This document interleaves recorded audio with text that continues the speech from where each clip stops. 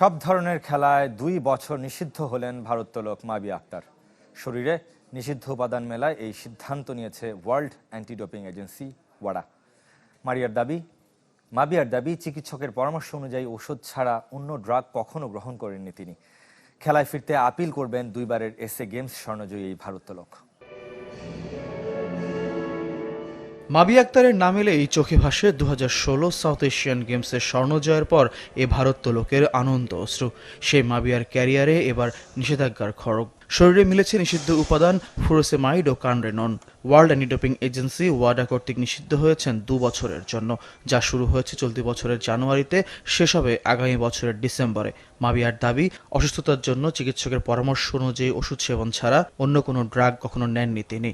ট্রিটমেন্টের জন্য ওষুধ খাচ্ছিলাম, সেই ওষুধের মধ্যে একটা ওষুধ ছিল যেটা হচ্ছে নিষিদ্ধ অ্যান্টি ডোপিংয়ে, এবং সেটা আমি জানতাম না, বা সেটা বিগতকালও এরকম জানানো বা পড়ানো এরকম কোনো কিছু ছিল না, জানলে তো আর আমি খেতাম না। যখন আমি ঢাকাতে ইসলামিক সলিডারিটি গেমসে যাওয়ার আগে আমাদের ডোপিং টেস্ট হয়েছে, সেখানে আমি স্যাম্পল দিই এবং সেখানে আমি প্রেসক্রিপশন শো করি।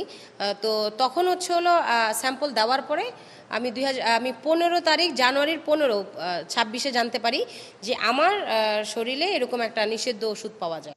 সিদ্ধান্তের বিরুদ্ধে আপিল করবেন মাবিয়া। এবছর কমনওয়েলথ গেমস আর 2027 সালে সাউথ এশিয়ান গেমসে পদকের লক্ষ্যে নিজেকে প্রস্তুত করছিলেন তিনি। আপিলে যদি সুখবর না আসে, তবে সবে মিস করতে হবে দেশের অন্যতম সফল ভারোত্তোলককে।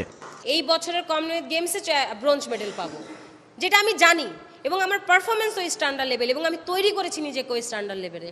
তাহলে এখন সেখানে আপনি সাউথ এশিয়ান গেমসে তো গ্যারান্টেড গোল্ড আমার। অলিম্পিক অ্যাসোসিয়েশনের কাছে এবং বাংলাদেশ ভারোত্তোলন ফেডারেশনের কাছে এবং স্পোর্টস মিনিস্ট্রির কাছেও আমি এই জিনিসটা আশা করবো যে তারা আমাকে আপিলের যে ব্যয়বহুল যে সাবজেক্ট আছে, এটা আমাকে ওনারা হেল্প করবেন, আমার সহযোগিতায় থাকবেন। যদি তারা না থাকে তো ডেফিনেটলি আমি আমার জাস্টিসের জন্য আপিল করবো। এতে যদি আমার কোনো প্রবলেমও হয়, কোনো কিছু অ্যাসিড নষ্ট করে হলেও আমার কিছু করতে হয়, তো আমি ডেফিনেটলি করবো, বিকজ আমি জাস্টিস তো আমারটা অবশ্যই নিব। যেহেতু একবার ডিসিশন ওয়ার্ডা নিয়েছে, এটা অ্যাপিল করে এটাকে সরানোর সুযোগ নাই, কেন সর্বনিম্নটাই তাকে তারা পানিশমেন্ট দিয়েছে।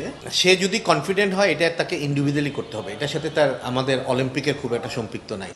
আপিলের সিদ্ধান্তের অপেক্ষার পাশাপাশি নিজের প্রস্তুতি অব্যাহত রাখার কথা জানিয়েছেন মাবিয়া আক্তার। ফয়জুল ইসলাম, চ্যানেল 24, ঢাকা।